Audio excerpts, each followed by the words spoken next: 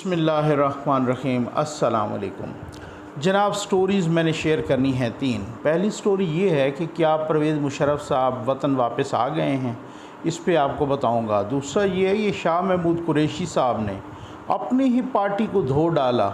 ये पंजाब में क्या हो रहा है, पंजाब में आज क्या होने जा रहा है, किस किस्म की। मैं आपको बताऊं, आप में से बहुत सारे लोग पूछते हैं भाई ये यार क्या हो रहा है। हुकूमत कंट्रोल टावर को खुश करने की हर हद्दुल इम्कान कोशिश कर रही है, उसके बावजूद भी ये इंतशार क्यों। कोई कह रहा है जुलाई के बाद इलेक्शन होंगे, कोई कह रहा है अक्टूबर में होंगे, कोई क्या है, ये पंजाब में क्या गड़बड़ मची है, ये क्या लाहौर हाई कोर्ट क्या करने जा रही है, दोबारा इलेक्शन। फिर ये भी कह रहे हैं जनाब कोई हो सकता है 10-15 रोज़ के लिए उस्मान बुज़दार साहब भी आ टपकें। ये क्या चक्कर क्या है, ये सारा कुछ आपको ना आज आपके साथ डिस्कस करना है। अच्छा आ जाएँ जनाब। पहले ज़रा शाह महमूद कुरैशी साहब जो माशाअल्लाह जिनके बेटे भी इलेक्शन लड़ रहे हैं, तो आप वो ज़रा देख लें कि शाह साहब जो है ना आजकल बहुत मुश्किल में हैं, उनकी वो पोजीशन भी मुश्किल में है। अपनी ही पार्टी को आज तो उन्होंने धो डाला। शाह साहब ने कहा क्या है, ज़रा ये आप सुन लीजिए ना पहले थोड़ा सा। मेरे खिलाफ मेरी अपनी पार्टी ने साजिश की और 2018 में मुझे यहां से सूबाई असेंबली का मेंबर हरवाया। किसने? पीटीआई ने। बरबला कह रहा हूं और खान को भी कहा है। आज पंजाब की ये कैफियत ना होती अगर शाह महमूद यहां से ये होता। 217 वालों जागो जागो। मुझे क्या फर्क पड़ा, मैं तो वजीर खारजा बन गया। ये आपने ख़ुद सुन लिया, शाह साहब क्या भड़ास निकाल रहे हैं अपनी पार्टी पर कि जी मुझे अपनी पार्टी ने साजिश की थी। उन्होंने 2018 के इलेक्शन, असल में 2018 के इलेक्शन में शाह साहब ने 2 इलेक्शन लड़े थे, एक कौमी असम्बली का और एक जो है ना सूबाई असम्बली का। वो कौमी असम्बली का जीत गए थे, सूबाई असम्बली का हार गए थे। तो कह रहे थे मुझे अपनी ही पार्टी ने हरवाया और मेरी अपनी पार्टी ने ही मेरे ख़िलाफ़ साजिश की थी। और वो ज़ाहिर है उनका फिर इशारा जहांगीर तरीन साहब की तरफ था, क्योंकि उस वक़्त अलीम ख़ान बहुत ही मज़बूत उम्मीदवार थे और आपको पता है कि वो अगर ये बन जाते तो फिर बड़ा रोला पड़ जाना था। तो कहते हैं मेरी अपनी पार्टी ने मुझे हरवाया और साजिश की। अगर मैं आज वज़ीर आला होता तो फिर, तो कहते हैं मैंने ख़ान साहब को बताया था और साथ साथ बुज़दार साहब को भी धो डाला और ख़ान के सारे बयानिए को भी, और ख़ान साहब जिनको वसीम अकरम प्लस बता रहे हैं उनको भी धो डाला कि जी वसीम अकरम प्लस ने सारी तबाही मचाई है, मुझे नहीं बनाया तो ये देखो हालत क्या हो गई है, मेरी अपनी पार्टी ने मेरे ख़िलाफ़ साजिश की है। चलें, शाह साहब आजकल बहुत मुश्किल में हैं। शाह साहब सुना है कि उस दिन कमिश्नर मुल्तान के घर भी पहुंच गए और बग़ैर बताए पहुंच गए, और उस वक़्त वो गए हुए थे, मौलाना असद महमूद साहब का दौरा था और वहाँ पे वो मीटिंग्स चल रही थी, वो उधर मसरूफ़ थे। तो वो फिर जनाब, तो बाद में फिर कमिश्नर साहब ने कहा कि शाह साहब आप तशरीफ़ लाएँ ऑफ़िस में, आप घर में क्यों आए हैं, आप बग़ैर बताए आए हैं और ना को आपने मुझसे टाइम लिया था, तो टाइम तो नहीं लिया था। तो शाह साहब आजकल ना बहुत तज़ब्ज़ब का शिकार हैं, बहुत बेचैन हैं, अल्लाह ताला उनकी बेचैनी दूर करे। अच्छा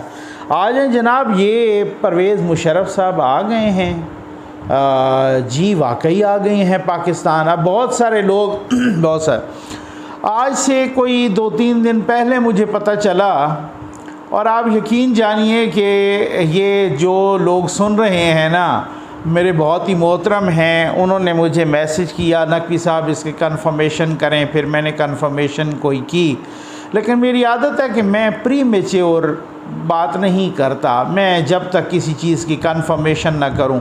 फिर कुछ ट्वीट्स आने लग गए कुछ सहाफ़ियों के भी कि जनाब फ़लाँ हॉस्पिटल की सिक्योरिटी भी सख्त कर दी गई है और ये है वो है।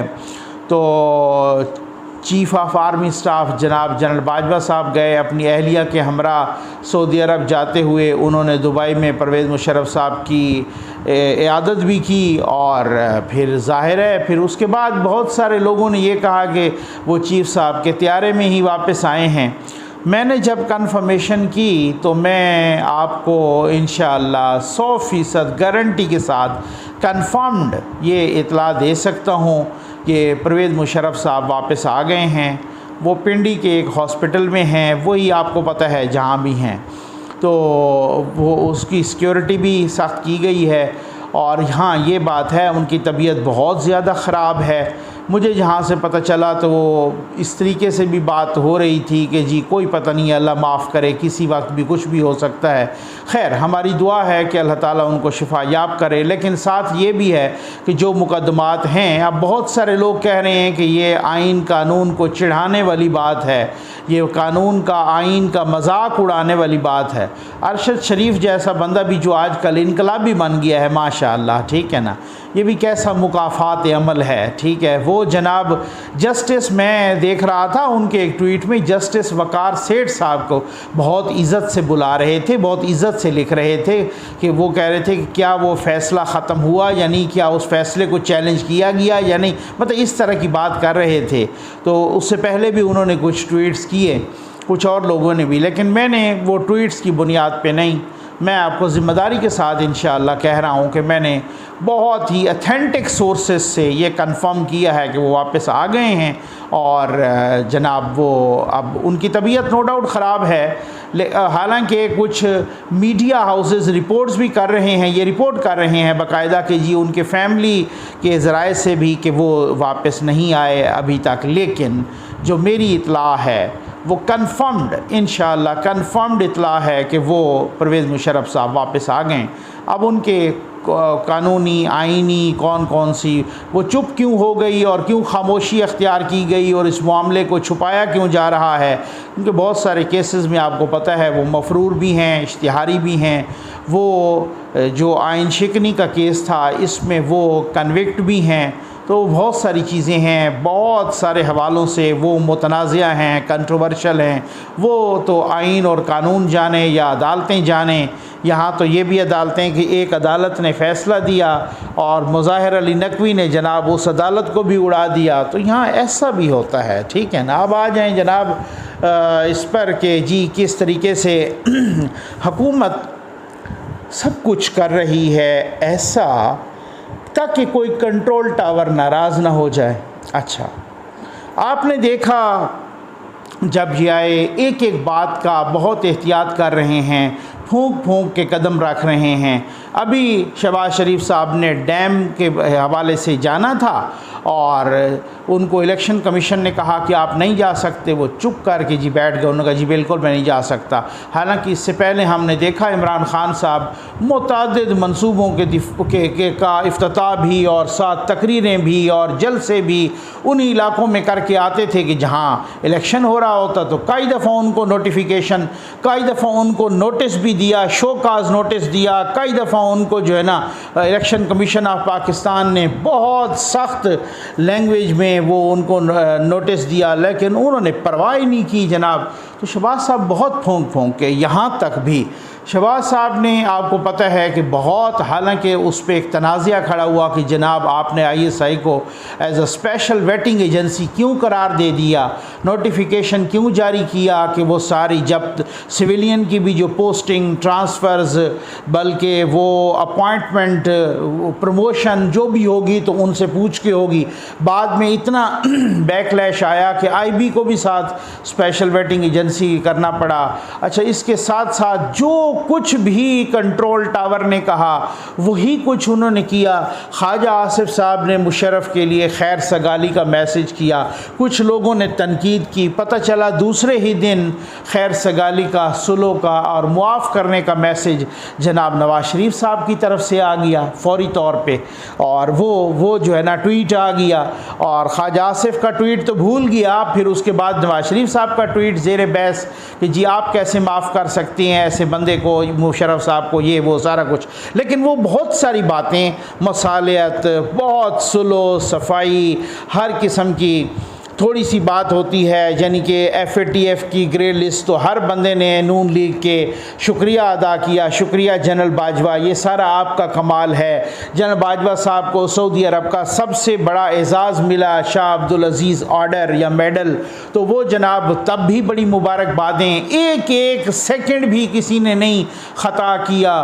फिर भी ये क्या मामला है, फिर भी लाहौर हाई कोर्ट नहीं रुक रहा, फिर भी वो जो है ना बहुत सारी मुश्किलात हैं, फिर भी जनाब, हालांकि ये है कि अब इस तरीके से कंट्रोल टावर भी इतना आसानी से नहीं क्योंकि जरदारी साहब से भी मुज़ाकरात करने पड़ेंगे सारा। फिर ये तज़ब्ज़ब क्यों है, फिर ये बेचैनी क्यों है, ये आपको मैं आज असल वजह बताता हूँ कि ये मसला क्या है, ये बेचैनी क्यों है। भाई बेचैनी ये है, सारी की सारी बेचैनी, कभी अचानक आप देखते हैं कि लोड शेडिंग बढ़ जाती है, कभी अचानक आप देखते हैं कि ये फीडर सारे के सारे ट्रिप कर जाते हैं, पूरे के पूरे ग्रिड बंद करवा दिए जाते हैं जी, पीछे से लोड बहुत बढ़ गया है, पता नहीं को फ्रीक्वेंसी डिस्टर्ब हो गई है, बहुत ज़्यादा मीडिया पे अचानक ही खबरें चलने शुरू हो जाती हैं, और अचानक ही जनाब महंगाई भी बहुत ज़्यादा शोर हो जाता है, और बहुत कुछ बस हल्ला गुला वो हो जा।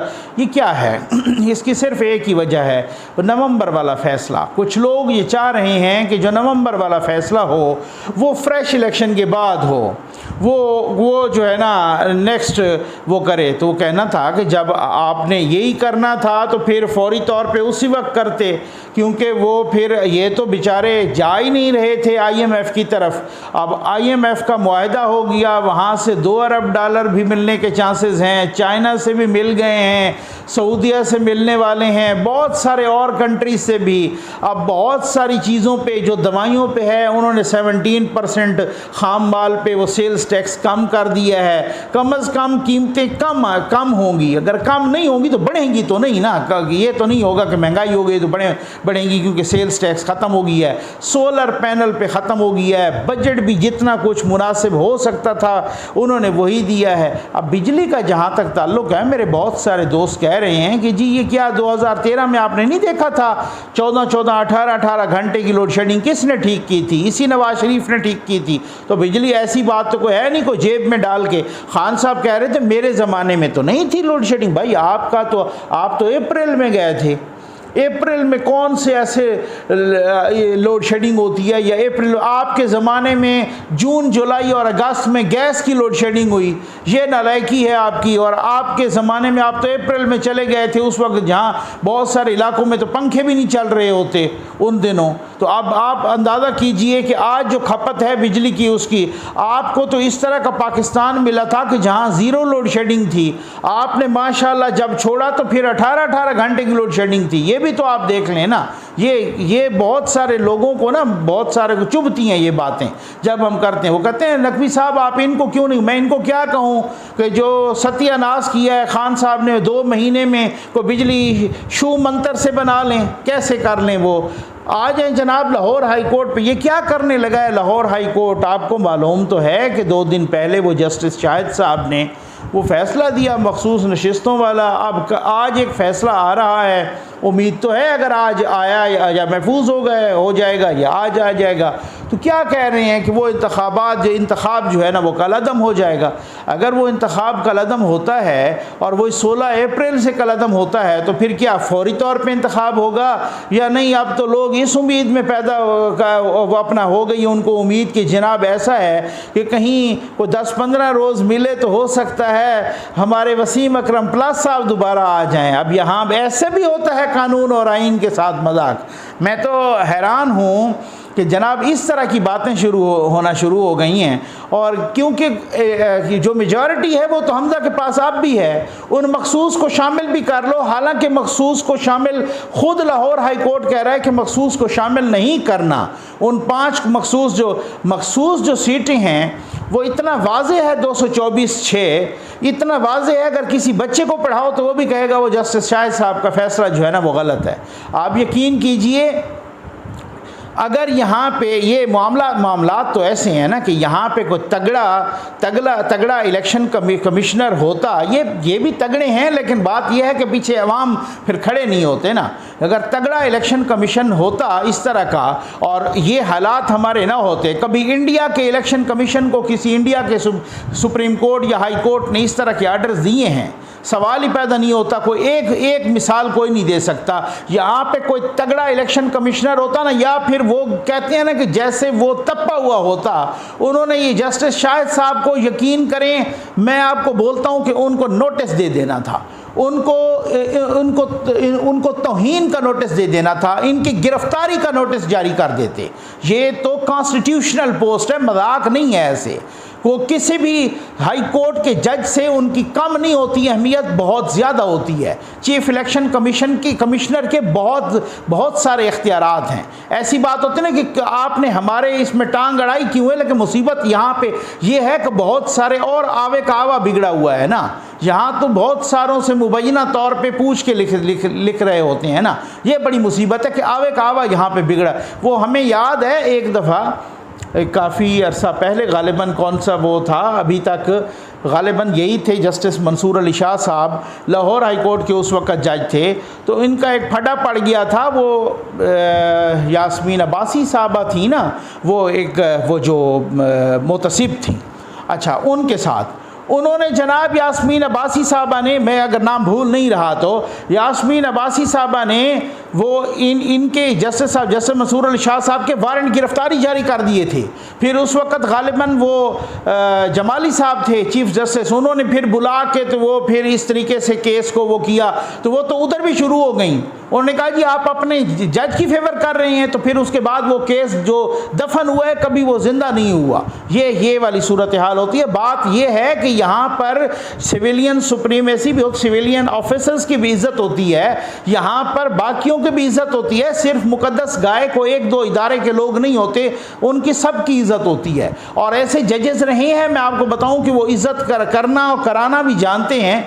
हमें याद है इरफान कादिर साहब जो कि साबिक अटॉर्नी जनरल भी हैं और माया नाज वकील भी हैं। इरफान कादिर साहब हम वो जज भी दे रहे हैं। तो वो जज थे, तो वो कहते हैं कि जब जो वो जज थे तो वो उस वक़्त ना एक मर्तबा ऐसा हुआ, ये आप उनसे कंफर्म कर लीजिएगा, एक मर्तबा ऐसा हुआ कि उनकी अदालत में जनाब एक DIG साहब आके ना ज़ोर से उनको सल्यूट मारा।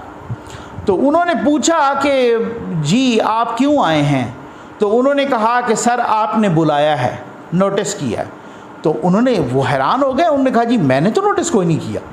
तो उन्होंने फिर डिप्टी रजिस्ट्रार को बुलाया कि वो उन्होंने बताया कि जी वो रजिस्ट्रार या डिप्टी रजिस्ट्रार ने वो नोटिस किया है। तो उन्होंने उनको बुलाया, उन्होंने कहा जी किधर आपने नोटिस किया? उन्होंने कहा वो नोटिस किया। तो उन्होंने अपने वो फैसला या मिनट्स मिलाए, तो उन्होंने तो कहा ही नहीं था।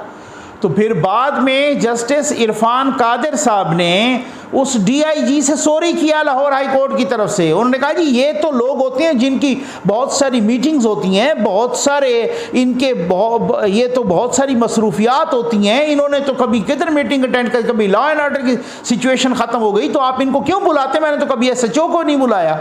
तो ये सूरत हाल भी होती है। तो अब आप अंदाज़ा कीजिए कि इन सारी चीज़ों के अलावा मैं तो बस आखिर पे ये वीडियो ख़त्म करता हूँ इसी बात पे कि भाई खुदा का नाम माने, वो जो नवंबर वाली तकर्री है ना उसको जल्दी कर दें, बस उसको जल्दी कर लें। चाहे किसी को एक्सटेंशन देनी है या चाहे किसी नए को अपॉइंट करना है, खुदा के लिए उसको जल्दी मुकाएं। फिर ना कोई फीडर शाट होंगे, ना कोई ग्रिड बंद होंगे, ना कोई कुछ होगा, कुछ भी नहीं होगा। फिर इत्मीनान से सारा कुछ होगा और सब कुछ जो है ना इसी तरीके से ये इसी मुल्क में ये तमाशा लग सकता है और किसी मुल्क में ये नहीं है। कल हम देख रहे थे वो बाकी मुल्क तो अपने अपने पता नहीं उन्होंने क्या किया, इकानमी को किस तरीके से वो किया हुआ है। वो मोदी साहब गए जनाब UAE, तो वहाँ सदर साहब आके उनका इस्तकबाल कर रहे थे। दुनिया कहाँ जा रही है और हम जनाब एक दूसरे के साथ यूँ कभी उस कोर्ट तो कभी उस कोर्ट। तो ये जनाब गुड्डी गुड्डे का खेल है। जैसे वज़ीर लोगों के पास खाने की रोटी नहीं है और माज़रत के साथ जजों ने ये सूरत हाल बनाई हुई है कि एक वज़ीर आला पहले तकरीबन वो 2 माह तक उनकी कैबिनेट कोई नहीं थी, फिर कैबिनेट उनका पहले हल्फ नहीं लिया जा रहा था, हल्फ के बगैर पता नहीं कितने दिन रहे। फिर इसी कोर्ट ने ऑर्डर किया जी राजा परवेज़ अशरफ साहब हल्फ लें, फिर हल्फ लिया, फिर काबीना नहीं बनी, महीने से ज़्यादा हो गया, पता नहीं ये भी Guinness book of world record में आएगा। और फिर वो बन गई तो फिर ये नया तमाशा खड़ा हो गया। तो भाई ये खुदा का नाम माने, ये उस वक़्त भी सूरत हाल हो सकती थी कि जब ये इलेक्शन जो ज़िमनी हो रहे हैं ये हो जाए, ज़िमनी दूध का दूध पानी का पानी हो जाएगा। लेकिन कुछ लोगों को ना बड़ी बेचैनी है, कुछ लोगों को करार नहीं है, कुछ लोगों को इस मुल्क में सुकून नहीं चाहिए, कुछ लोगों को स्टेबिलिटी और इस्तेकाम नहीं चाहिए। वो ठंडे ठंडे कमरों में बैठ के और माशाल्लाह वो लोग जो है ना लाखों सैलरीज और लाखों की मरात और वो सारा कुछ वो ले रहे हैं और उनको वो अदम इस्तेकाम मुबैना तौर पे चाहिए। बात ही नज़र में यही लगता है। उम्मीद है आपको वीडियो पसंद आई होगी। आपका बहुत बहुत शुक्रिया।